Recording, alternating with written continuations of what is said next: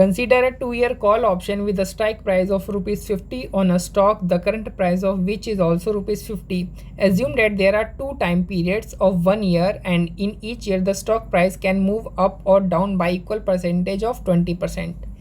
The risk-free interest rate is 6%. Using binomial option model, calculate the probability of price moving up and down. Also draw a 2-step binomial tree showing prices and payoffs at each node. तो हमें कह रहा है ना कि हमें जो 2 साल का एक कॉल ऑप्शन मिल रहा है जिसकी स्ट्राइक प्राइस 50 है, यानी हम 2 साल बाद क्या कर सकते हैं, हम 2 साल बाद जो स्टॉक है ना उसको 50 रुपये में परचेज़ कर सकते हैं। अच्छा, जो स्टॉक है ना जिसको हम 2 साल बाद 50 रुपये में परचेज़ कर सकते हैं, उसकी आज की करंट वैल्यू भी 50 रुपये ही है।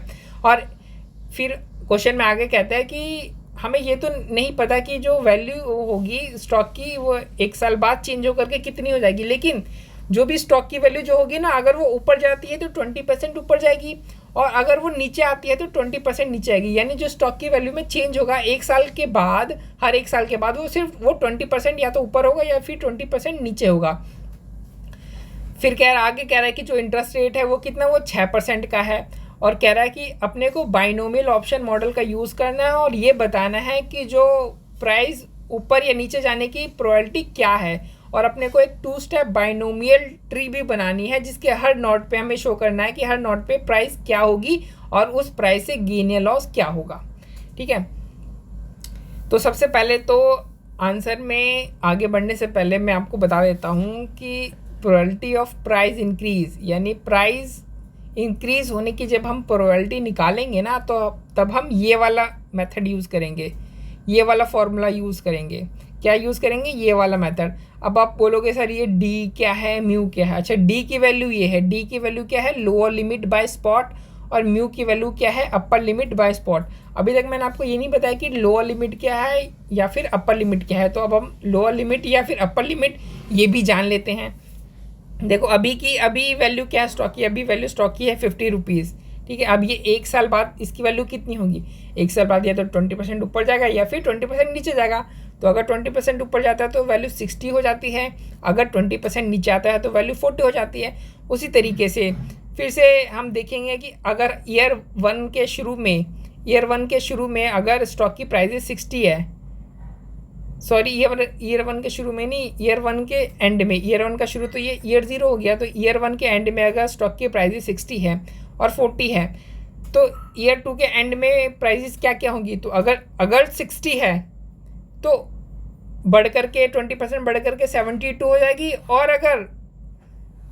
घट करके 68 हो जाएगी, और अगर 40 है तो बढ़ करके 48 हो जाएगी और घट करके 32 हो जाएगी। यानी ईयर 2 के एंड पे हमारे पास 3 जो पॉसिबल जो मार्केट प्राइसेस हैं वो कौन कौन सी होंगी, 72, 48 और 32, ये 3 प्राइसेस हो सकती हैं ईयर 2 के एंड पे।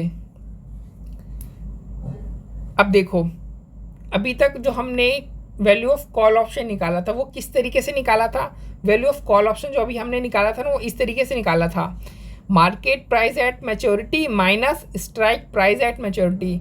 तो इससे क्या आ जाता था इससे हमारा गेन आ जाता था, और गेन को ही हम क्या कहते थे, value of call option at maturity. लेकिन जब भी आपके पास एक से ज़्यादा मार्केट प्राइसेस दे रखी हों, जैसे इस केस में ईयर 2 के एंड पे हमारे पास 3 मार्केट प्राइसेस हैं, तो जब भी हमारे पास एक से ज़्यादा मार्केट प्राइस दे रखी होती है तो हम क्या करते हैं, हम जितने भी नेट गेन हमारे निकल रहे हैं, यानी वैल्यू ऑफ कॉल ऑप्शन, अब देखो एक मार्केट प्राइस है तो एक हमारा ये वैल्यू ऑफ कॉल ऑप्शन आएगा, 2 मार्केट प्राइस है तो 2 वैल्यू ऑफ कॉल ऑप्शन आएगा, 3 मार्केट प्राइस है तो 3 वैल्यू ऑफ कॉल ऑप्शन आएगा। यानी जब भी एक से ज़्यादा मार्केट प्राइस हमें दे रखे हो ना, तो हमारे जो वैल्यू ऑफ कॉल ऑप्शन आएंगे ना वो एक से ज़्यादा आएंगे, जितने मार्केट प्राइस दे रखे होंगे हमारे उतने वैल्यू ऑफ कॉल ऑप्शन आएंगे। लेकिन वैल्यू ऑफ कॉल ऑप्शन तो हमें एक ही चाहिए होता है, वैल्यू ऑफ कॉल ऑप्शन तो एक ही नंबर होगा ना, 2-3 नंबर थोड़ी होगा। तो हम क्या करते हैं, जितने भी वैल्यू ऑफ कॉल ऑप्शन आते हैं ना अलग अलग मार्केट प्राइस के बेस पे, उनको उनकी प्रोबेबिलिटी से इंटू कर देते हैं, और एक नंबर जो आता है उसे हम क्या कहते हैं, उसे हम वैल्यू ऑफ कॉल ऑप्शन कह देते हैं। सिंपल। अब देखो इसी मेथड का यूज़ हम करने वाले हैं यहाँ पर। अब ईयर 2 के एंड पे जब मार्केट प्राइस 72 है, तो क्या हम अपना जो वैल्यू ऑफ कॉल ऑप्शन है वो एक्सरसाइज करेंगे? वैल्यू ऑफ कॉल ऑप्शन मतलब कि हमारे पास राइट है कि हम 50 रुपये में खरीद सकते हैं। तो 2 साल के बाद अगर मार्केट में जो शेयर की प्राइस है वो 72 रुपये हो जाएगी, तो क्या हम 50 रुपये में से खरीदेंगे? जी बिल्कुल खरीदेंगे हम 50 रुपये में, हमारा 22 रुपये का गेन होगा।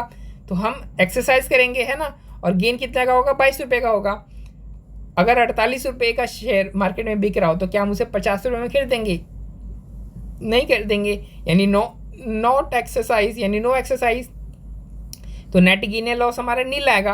अब देखो यहाँ पे ना, ये सिर्फ जो नेट गेन है ना वही आ रहा है, इसमें किसी तरीके का हमने कोई प्रीमियम पे नहीं किया है। क्वेश्चन में किसी तरीके का कोई प्रीमियम पे नहीं कर रखा है, इसलिए ये जो नेट गेन आ रहा है यहाँ पे ये फाइनल है। अब अगर मार्केट में प्राइस 32 रुपये होती है तो क्या हम 50 रुपये में खरीदेंगे? हम नहीं खरीदेंगे, यानी हम यहाँ पे एक्सरसाइज नहीं करेंगे, तो यानी नेट गेन हमारा कुछ नहीं आएगा, नील। ठीक है, तो अब देखो, अब गेन 22 रुपये का आ रहा है।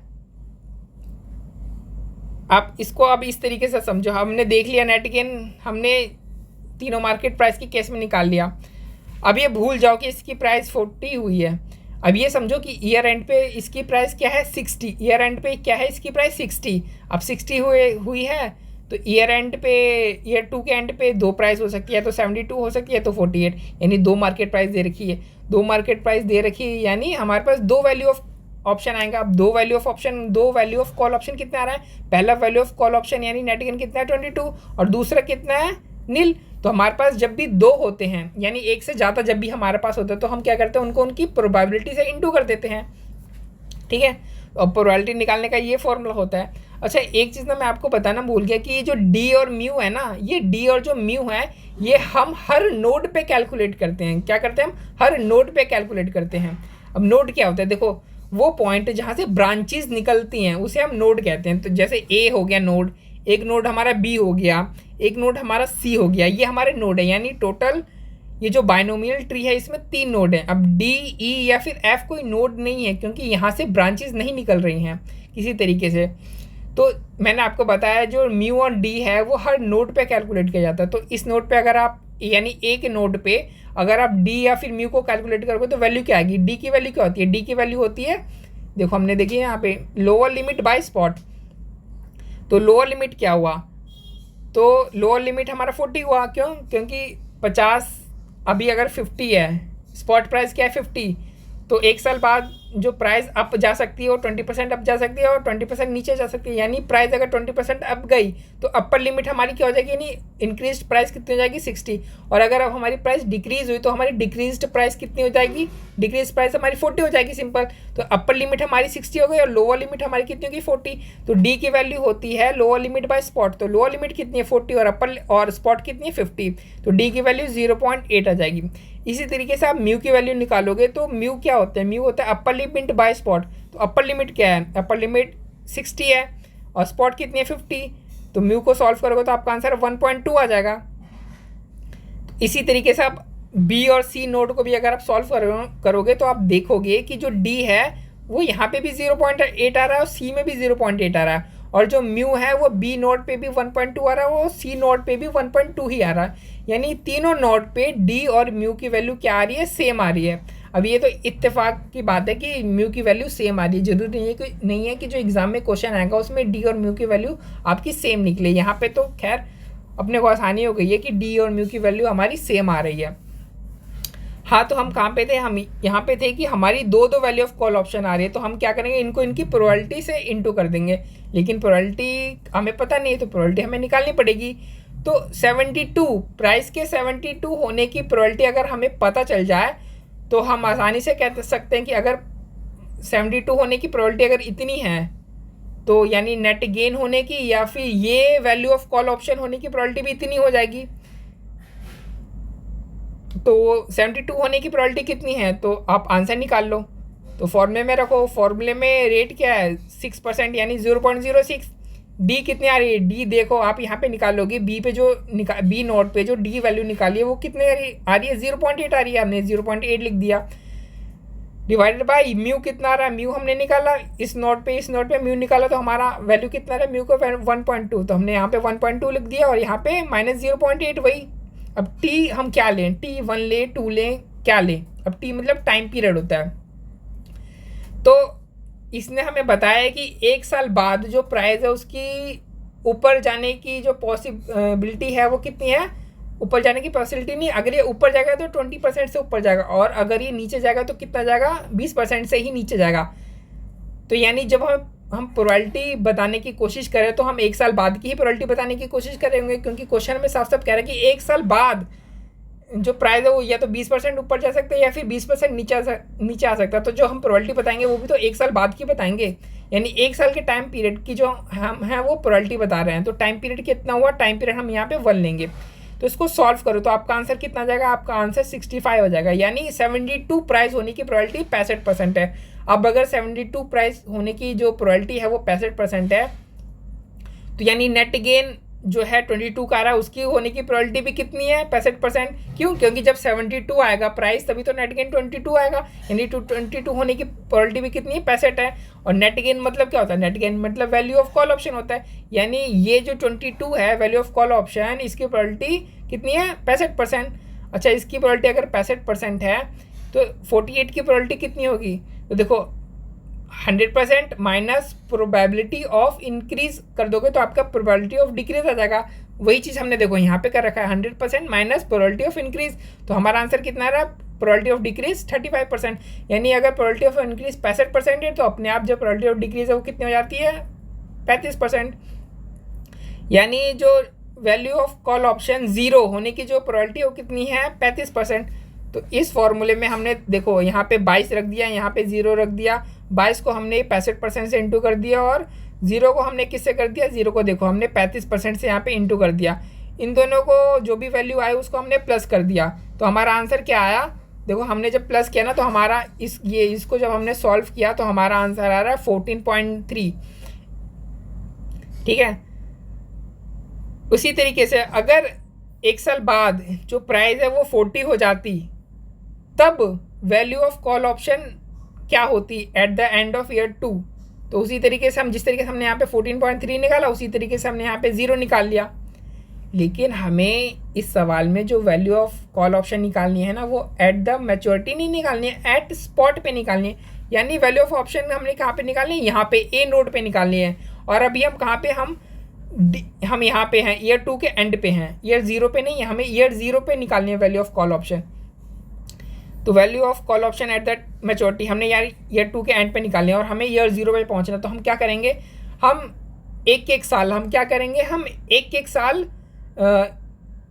इसको पीछे लेकर के जाएंगे, यानी प्रेजेंट वैल्यू एक तरीके से इसकी निकाल लेंगे 1 साल की। अब हम एक साल क्यों जा रहे हैं, हम डायरेक्टली 2 साल क्यों नहीं जा रहे हैं, हम एक साल हम इसलिए जा रहे हैं ना क्योंकि ईयर 2 पे जो प्रोबेबिलिटी है प्राइस के इंक्रीज या डिक्रीज होने की वो अलग हो सकती है ईयर 1 से। इसलिए हम क्या करेंगे, पहले ईयर 2 से ईयर 1 पे आएंगे, फिर ईयर 1 पर आकर के फिर हम उसको जो ईयर 1 की प्रोबेबिलिटी होगी प्राइस इंक्रीज डिक्रीज होने की उससे हम इंटू करेंगे, फिर हम ईयर 0 पे पहुंचेंगे। तो हमने क्या किया, ये देखो हम 14.3 यहाँ पे आ गए, यहाँ पे 0 आ गया। ठीक है, तो 14.3 ईयर 2 के एंड पे, तो ईयर 1 पे क्या होगी, तो हम इसकी प्रेजेंट वैल्यू 1 साल की निकाल लेंगे। यानी हम इसको किससे डिवाइड कर देंगे, पूरे को। इस पूरे की वैल्यू कितनी है, इस पूरे की वैल्यू 14.3 है ना, 14.3 है इस पूरे की वैल्यू। तो हम इसको डिवाइड कर दिया हमने 1 + r × t से। टी क्या है, टाइम पीरियड 1 साल, क्योंकि हम 1 साल की प्रेजेंट वैल्यू निकाल रहे हैं। तो हमारा आंसर कितना है, 13.49 का हमारा आंसर आ गया। यानी यहाँ पे कितना आ गया, 13.49, इसकी वैल्यू यहाँ पे कितनी होगी, 13.49। इसी तरीके से जो 0 की है, आप 1 साल पीछे इसको लेकर के जाओगे तो इसकी वैल्यू है 0 की वैल्यू तो 0 ही आनी है। तो सी पे भी इसकी वैल्यू क्या आ रही है, सी पे भी इसकी वैल्यू 0 आ रही है। यानी वैल्यू ऑफ, अब देखो ईयर 2 पे आपने देखा था कि 2 आपको मिल रहे थे, यानी एक तरीके से आपको 4 वैल्यू ऑफ कॉल ऑप्शन मिल रहे थे। अब ईयर 1 पे देखो, ईयर 1 पे आपके पास 2 वैल्यू ऑफ कॉल ऑप्शन है। आपके पास क्या है, वैल्यू ऑफ कॉल ऑप्शन कितनी आ रही है, 2। वैल्यू ऑफ कॉल ऑप्शन अगर 2 आ रही है तो हम क्या करेंगे, हमें तो value of call option single चाहिए, तभी तो हम उसको फिर प्रेजेंट वैल्यू कर देंगे 1 साल का और हमारा स्पॉट का निकल के आ जाएगा value of call option at spot. लेकिन हम वैल्यू ऑफ कॉल ऑप्शन अभी हम at the end of year 1 है, तो हमारी क्या आ रही है, 2 आ रही है।